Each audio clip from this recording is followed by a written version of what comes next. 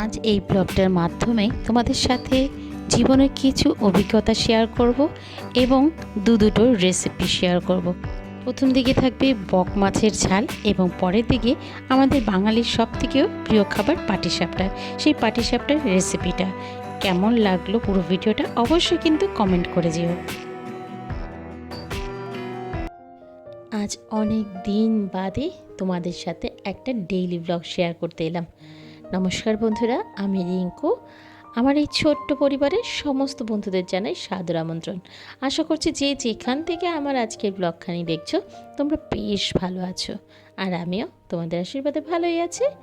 আজ তোমাদের সাথে রবিবারের দিনের ব্লগটা শেয়ার করছি। এই রবিবার মানে কাজের পাহাড় সমান, কেননা সংসারের যে সমস্ত পেন্ডিং কাজগুলো থাকে এই রবিবার দিনেই কিন্তু করতে হয়।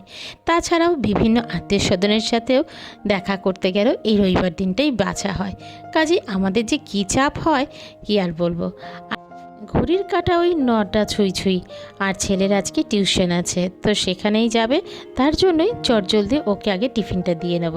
তবে এই টিফিনটা নিয়ে যাওয়াতে ওনার পছন্দ না, না সকালবেলা এত ভারী খাবার খাবো না। তখন ওর বায়না হলো শুধু অমলেট খেয়ে যাবে, তাই যথারীতি করে দিলাম। আর তারপর জানো তো, এই যে আমি এই যে ঝুড়িটা দেখছো, র্যাকটা দেখছো, এটার মধ্যে আমি বিভিন্ন সবজি থেকে শুরু করে আলু, পেঁয়াজ এবং অনেক কিছুই আরও রেখে থাকি। তো এটাকে অনেক দিন পরিষ্কার করিনি, তো ভাবলাম চলো আজ এটাকে আগে হাত দেওয়া যাক।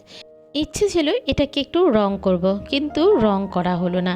যদিও রং আমার ঘরে ছিল, কিছুদিন আগেই দরজা জানালা এবং গ্রিল রং করেছি, সেই কালারটা রয়ে গেছে কিছুটা। ভেবেছিলাম এটা দিয়ে করব, বাট করা হলো না। যাই হোক, আর এই যে এটা দেখছো, এটা একটা আমার স্টিকারের মতন। এটার মধ্যে এই গ্যাসের এইখানটায় রাখলাম, কারণ এখানটায় ভাবছি এখন থেকে প্লাস্টিকগুলো এইখানে রাখবো। আসলে আগে ওই তরকারি ঝুড়িটাই রাখতাম। চলো, ছেলে এদিকে পড়তে বেরিয়ে গেছে, এদিকে আগে বিছানাটা আজকে গুছিয়ে নিই। রবিবার তো একটু দেরি করেই উঠেছে। সারা সপ্তাহে সেরকমও ঘুমোতে পারে না, যেহেতু সকাল 8টা থেকে 2টো অবধি স্কুল। আর বাকি রইল রবিবার দিনটা, সেটাও যেন এই টিউশনের জন্য দৌড়াদৌড়ি করতে হয়। আর ইতিমধ্যে কিন্তু আমার বিছানা পুরো পরিষ্কার। এই রবিবার করে কিন্তু আমি চাদরও পাল্টাই। যাই হোক, চলো এরপরে ড্রেসিং টেবিল। এই ড্রেসিং টেবিলটাকেও আজকে পরিষ্কার করার ইচ্ছে আছে। তো প্রথমে সমস্ত কিছুকে নামিয়ে আগে ভালো করে কলিন দিয়ে মুছলাম। তারপরে একটা পেপার নিয়েছি, পেপার দিয়ে যে কোনো কাচের জিনিস মুছলে না পরিষ্কার হয়। তবে এই পেপারের মধ্যে কিন্তু আমি সামান্য জল দিয়ে নিয়েছি। ব্যাস, মোটামুটি আমার সমস্তটা পরিষ্কার হয়ে গেছে। এইবার সমস্ত কিছু আবার রিঅ্যারেঞ্জিং করে এখানটায় রেখে দেবো। প্রতিটা মেয়েকেই সংসারের সুখ শান্তি বজায় রাখতে একটা গুরুত্বপূর্ণ ভূমিকা গ্রহণ করতে হয়। যেমন প্রতিটা মানুষের কি চাহিদা, কি চাইছে, কখন সেটা হাতের কাছে আনতে হবে, সেটা যেমন জোগাড় করতে হয়, তেমনি কিন্তু সবার কথা চিন্তা করে রেখেই সকাল থেকে রাত অবধি আমরা কাজ করি। তার জন্য হয়তো আমাদের নিজেদেরকে অনেক সময় স্যাক্রিফাইস করতে হয়, এবং সেই স্যাক্রিফাইসের মধ্যেও কিন্তু আনন্দ আছে। যখন দিন শেষে দেখব সবাই মিলে একসাথে সুখে শান্তিতে রয়েছে, তাই না বন্ধু? আমি কিন্তু সেই মন্ত্র ধরেই চলি। হয়তো এটা আমাকে অনেকে বলবে আমি আর্ধেক খেতা করছি, কিন্তু না, আমি এটাতেই শান্তি পাই। বেলা হয়ে গেছে, প্রায় 11:30 বাজে, এখনো রান্না বসাইনি। আর ঘর বাড়ি একটু পরিষ্কার করলাম, তাতে তো একটু সময় লাগে। এখন ঝপাঝপ 2টো গ্যাসে রান্না করব। ওদিকে ফুলকপি দিয়ে আলু বেগুন দিয়ে ঝোল, আর এটা দিয়ে হবে ভাঙাচোরা শুক্তো। আর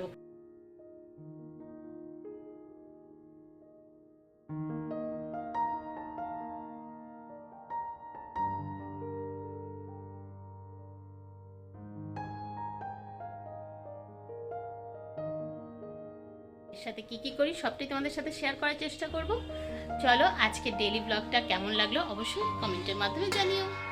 এটাকে কি মাছ তোমরা বলো জানিও। আমরা এটাকে বক মাছ বলি বা কাকলে মাছ বলি। সরু সরু এরকম ঠোঁটটা থাকে। আর এখানে আছে কাটা পোনা আর চিংড়ি। এই হচ্ছে আজকের মাছ। আমরা মাছ প্রিয়সী। যেহেতু অনেকটাই বেলা হয়ে গেছে, তাই চিন্তা ভাবনা না করে ওভেনের ওপর দুটো গ্যাস ধরিয়ে দিয়েই তাতে কিন্তু দুটো কড়াইও বসে দিয়েছি। একদিকে শাক করছি, আজ মেথি শাক করব। মেথি শাক কিন্তু সামান্য বেগুন দিয়েছি, ব্যাস মোটামুটি আমার কমপ্লিট। অন্যদিকে কড়াতে বাকি বিভিন্ন রকমের যে মাছগুলো এনেছি আগে ভেজে নেব। যদি ভাজাটা ঠিকঠাক হয় তারপরে কি খাওয়া হবে চিন্তা হবে, কিন্তু তবুও আমি আমার মতন করে গুছিয়ে রান্না করছি। যেমন ধরো বক মাছটাকে বসিয়ে দিলাম, বক মাছের মধ্যে ওদিকে আমি কিন্তু আগে ফোড়নটা দিয়ে নিয়েছি, তারপরে মাছটাকে ভাজছি। তবে তোমাদের কাছে একটা বলবো, আগে অল্প অল্প করে মাছটা ভেজে তারপরে মশলাটা কষিয়ে তার মধ্যে ঝোল দিয়ে এবং মাছটাও দেবে। এটা যদি করতাম বেটার হতো, কিন্তু আমি এখানে আগে ফোড়ন দিয়েছি, মাছগুলো তারপর দিয়ে দিয়েছি, এরপর আর নাড়তে পারছি না।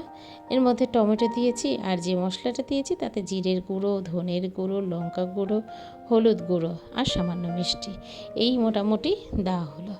এই মাছটা খেতে কিন্তু আমিও যেমন খুব ভালোবাসি, আমার মাও ভালোবাসে, ইভেন আমার শাশুড়ি মা তিনিও খুব ভালোবাসেন। অন্যদিকে ভাঙাচুরো শুক্তোটা বসিয়ে দিলাম। আর এই ভাঙাচোরা শুক্তোতে কিছুটা অংশ আমি চিংড়ি মাছ দিয়েছি, কিছুটাতে দেইনি, কারণ আমার হাজব্যান্ডের জন্য চিংড়ি মাছ খাওয়াটা ঠিক নয়, যেহেতু ওর একটু হার্টের প্রবলেম আছে। যাই হোক, এরপরে এই যে দেখতে পেলে মেথি শাক এবং সেই কাকলে মাছের ঝালটা। আর জানো তো, এই কাকলে মাছ আমি, দেওর এবং আমার শাশুড়ি মা খাবেন, ছেলে আর হাজব্যান্ডের জন্য কাটাপোনা মাছ। এটা দিয়ে ঝোল, আলু বেগুন ফুলকপি দিয়ে ঝোল করলাম। ব্যাস রান্নাবান্না কমপ্লিট। এবার আমি স্নানে চলে যাব। ওকে বললাম তুমি একটু দেখো, আমার তো বাকি রান্নাটা হয়ে গেছে। আর চলো এবার শীতকালে কিছু ফুল গাছ এনেছিলাম, সেগুলো একটু তোমাদের সাথে শেয়ার করি। ওই যে যেমন ধরো তোমার চন্দ্রমল্লিকা, গাঁদা ফুল, আরও বিভিন্ন যে সমস্ত গাছ হয়। আর প্রথম দিকে যে গাছটা দেখালাম ওটা ছিল জেড প্ল্যান্ট। এই ছিল আজকের আমার কাজ। আর এরপর স্নান করে এসে সবাই মিলে খাওয়া দাওয়া করলাম।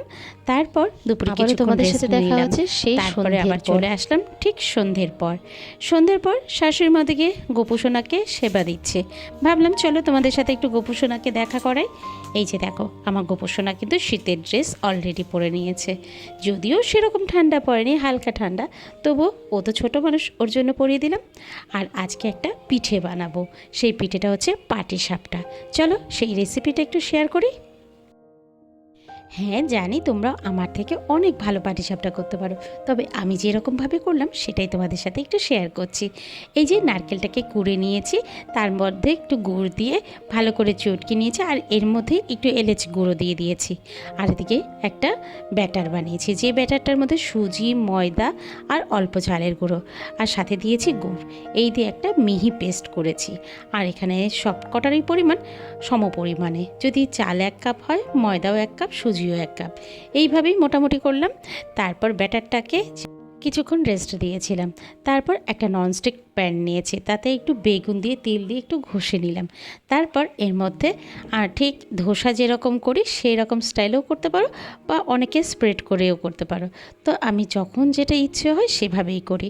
ব্যাস মোটামুটি আমার এটা যেই টেনে যাবে, পুরটা দিয়ে জাস্ট ওল্টালেই হয়ে গেল পাটিসাপটা। সেদিন কিন্তু দুর্দান্ত হয়েছিল পাটিসাপটাটা, এত ভালো হবে বুঝতেই পারিনি। আর অনেক দিন বাদে কিন্তু আমার এত সুন্দর হয়েছে। আসলে কি বলো তো, প্রায় সময়ই আমি করতাম ঠিকঠাক উঠতো না, কিন্তু এবার থেকে ননস্টিকে করি, সেটা কিন্তু খুব তাড়াতাড়ি উঠে পড়ে। আর জানো তো, এই যে নারকেলটা, এটা কিন্তু লক্ষ্মী পুজোতে আমি যে বউ নারকেল দেখিয়েছিলাম, সেই নারকেলটা, সেটা আমাদের এই অঘ্রাণ মাস পড়লে তারপরে খেতে হয়, তো তাও দিন দেখে। তো শাশুড়ি মা বললেন আজকের দিনটা ভালো আছে, তাই আজকের দিনেই করা হলো। আর বাড়িতে সবাই বাড়িতে আছে, সেই কারণেই করলাম। চলো আজ ভিডিওটা এই পর্যন্তই। মোটামুটি পাটিসাপটা কমপ্লিট, এই দিয়ে রাতের তারপরে খাওয়া দাওয়া হলো। তারপর ভিডিওটা শেষ করছি। ভালো থেকো, সুস্থ থেকো, আবারও দেখা হচ্ছে পরের দিন একটা নতুন ব্লগে। আরেকটা কথা, তোমরা কিন্তু কমেন্ট করে যেতে ভুলে যেও না।